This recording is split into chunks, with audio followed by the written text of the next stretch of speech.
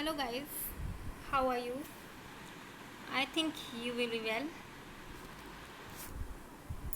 Today I am going to discuss with you on the topic job analysis, which is also an important function of human resource manager.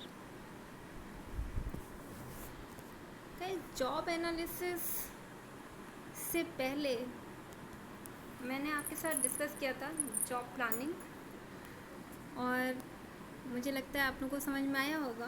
और जैसे job planning human resource management के या managers के दूसरे functions को support करता है या बेस प्रोवाइड करता है या डिफरेंट डाटा प्रोवाइड करता है, उसी तरीके से जो जॉब एनालिसिस है ये भी एक प्रिमिटिव फंक्शन है और ये भी और फंक्शंस को हेल्प प्रोवाइड करता है, जैसे रिक्रूटमेंट में, सिलेक्शन में, प्लानिंग में, प्रमोशंस में, ट्रांसफ़र्स में। तो डिफरेंट तरीके जितने भी ह्यूमन रिसोर्स रिलेटेड फंक्शंस होते हैं उन सभी फंक्शंस में जॉब एनालिसिस के अंदर जब हम जो डाटा कलेक्ट करते हैं वो सारे डाटा हेल्पफुल होते हैं दूसरे फंक्शंस के लिए। तो चलिए गाइस आज समझते हैं, एकदम सिंपल ढंग से समझते हैं कि ये जॉब एनालिसिस होता क्या है। Job analysis is a prerequisite to HR planning. For successful manpower planning, it is necessary to do a powerful job analysis. A deep and thorough study of job is known as job analysis, and it provides two types of information. Number one, about the job, and second, about the job holder.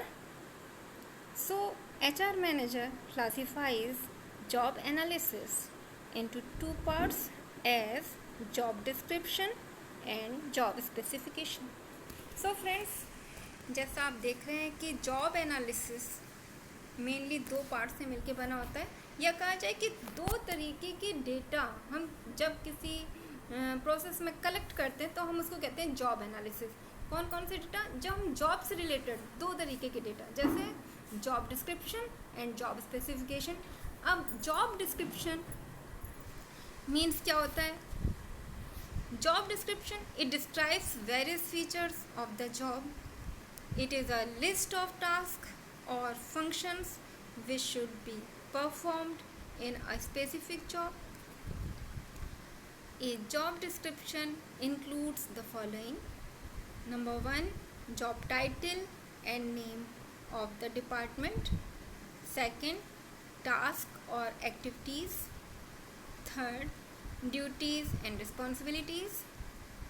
Fourth, relationships with the other jobs. Fifth, required machineries, equipments and tools. So guys, जैसा आप देख रहे हैं job description में job को describe किया जाता है, या कहा जाए कि जॉब से रिलेटेड जितने भी फंक्शंस होते हैं उनको हम कलेक्ट करने की कोशिश करते हैं। जैसे कि जॉब टाइटल है, किस डिपार्टमेंट में वो जॉब करना है, उस जॉब को किस डिपार्टमेंट को असाइन किया गया है।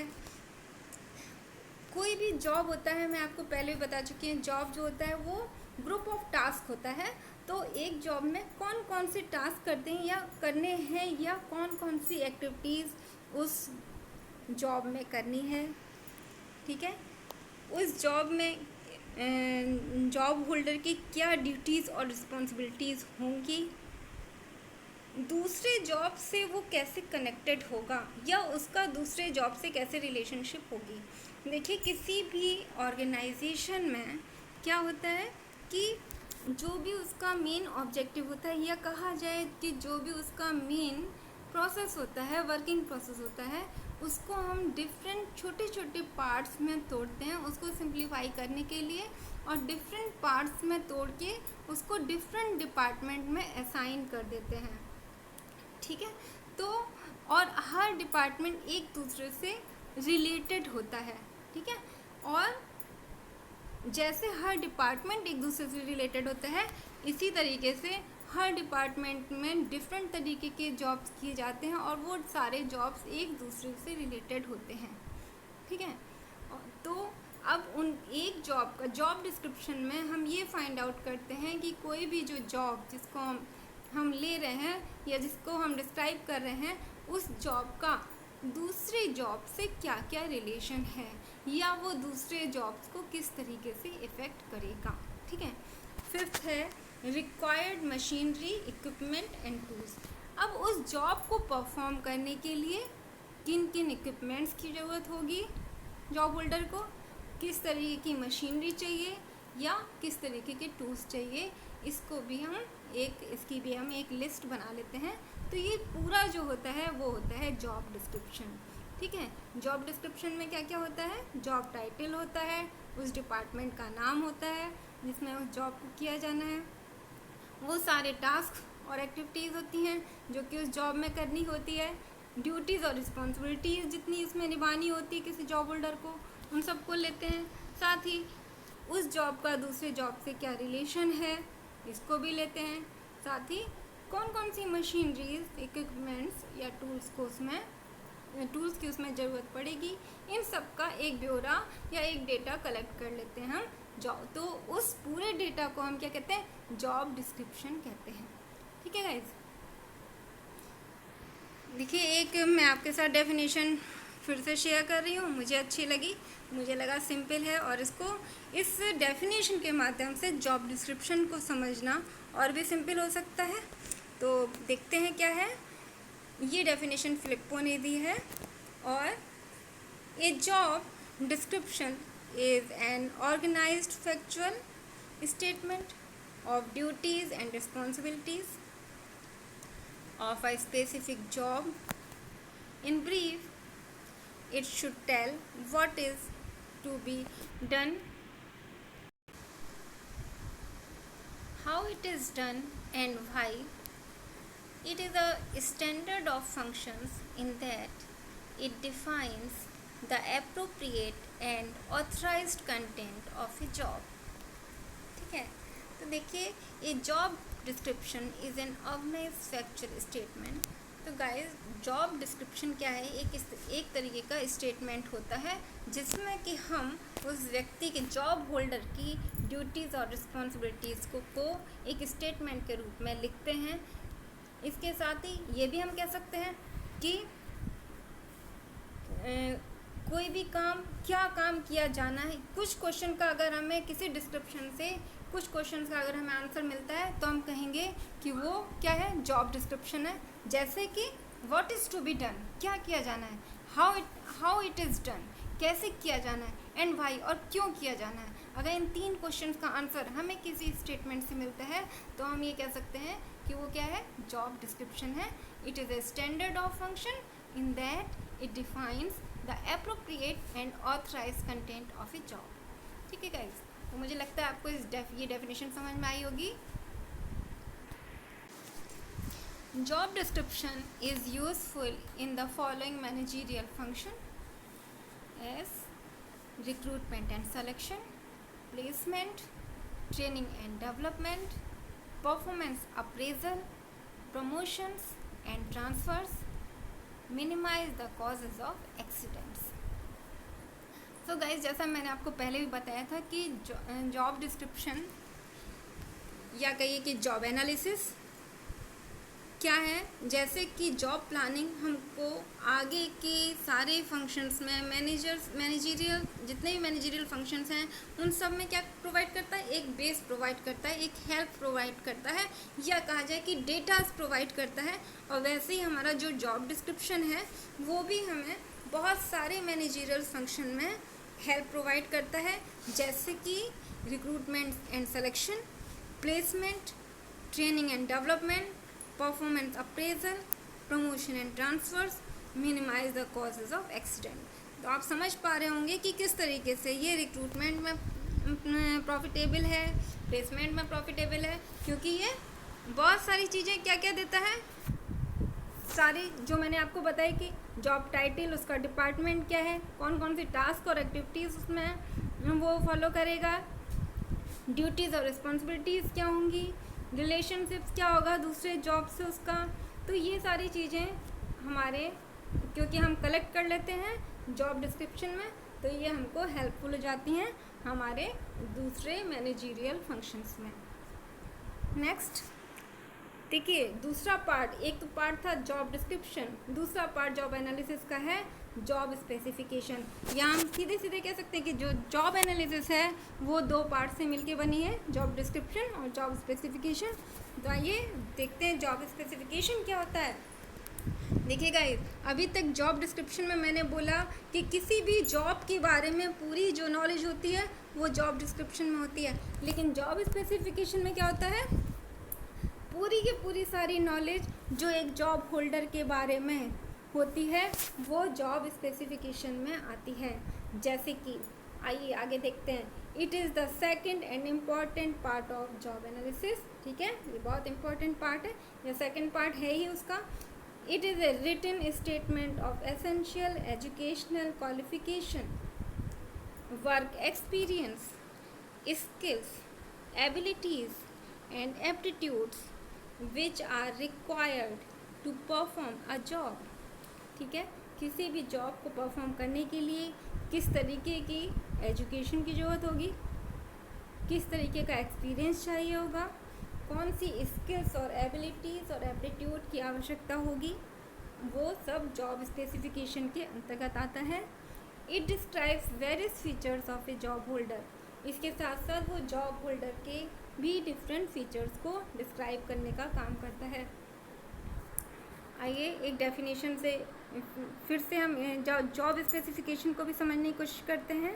According to Flippo, job specification is a statement of the minimum acceptable human qualities necessary to perform a job properly.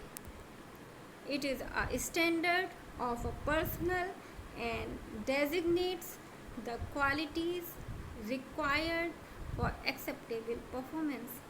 ठीक है, तो वो स्टेटमेंट जो कि हमें किसी जॉब होल्डर की क्वालिटी के बारे में बताता है या जॉब को करने वाले व्यक्ति के अंदर कौन कौन सी क्वालिफ़िकेशंस हैं, कौन सी क्वालिटीज़ हैं, किन क्वालिटीज़ के साथ वो जॉब को परफॉर्म अच्छे से कर सकेगा, वो सारी चीज़ें किस में आती हैं, जॉब स्पेसिफिकेशन में आती हैं। Job specification is a very important tool for managers because it provides lots of deep information about employees. ठीक है, जॉब स्पेसिफिकेशन एम्प्लॉयज़ के बारे में डीप नॉलेज देता है और जॉब डिस्क्रिप्शन जॉब के बारे में डीप नॉलेज प्रोवाइड करता है।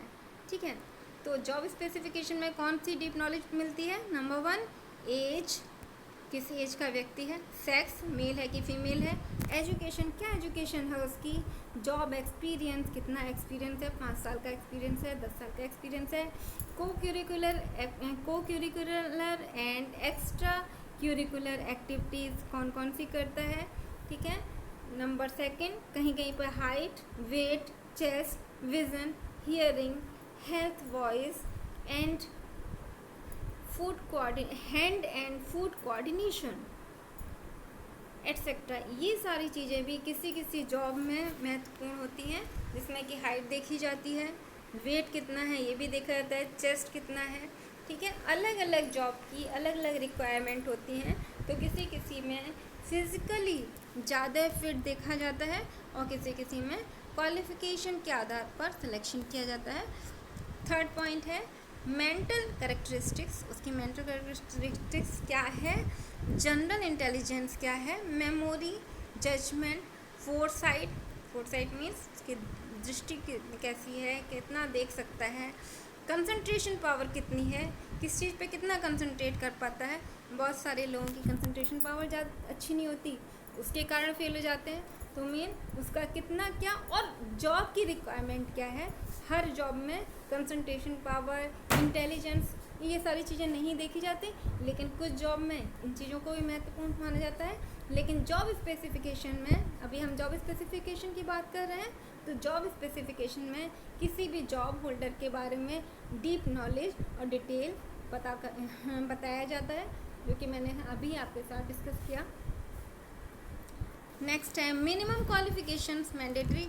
जो भी किसी जॉब की मिनिमम क्वालिफिकेशन होगी वो ज़रूरी है। Social and psychological characteristics as emotional stability, flexibility, conversational ability, creativity etcetera.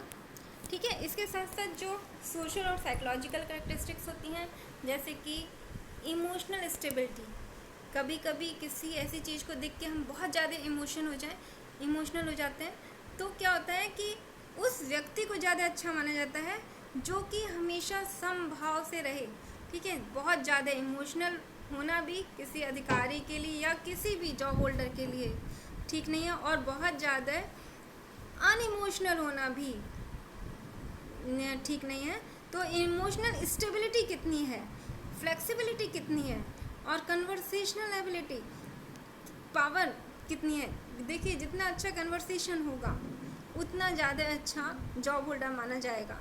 तो उसकी क्रिएटिविटी, कन्वर्सेशनल एबिलिटी, ये सारी चीज़ें हम जॉब स्पेसिफिकेशन में काउंट करते हैं। या कहा जाए कि जिस स्टेटमेंट से हमको इन सारी चीज़ों की जानकारी होती है, वो उस स्टेटमेंट को हम क्या कहते हैं, जॉब स्पेसिफिकेशन कहते हैं। तो गाइज़, मुझे लगता है कि आपको समझ में आया होगा जॉब एनालिसिस क्या होती है। फिर से बता दूं, जॉब एनालिसिस दो चीज़ों से मिलके बनती है, job description and job specification. So thank you guys.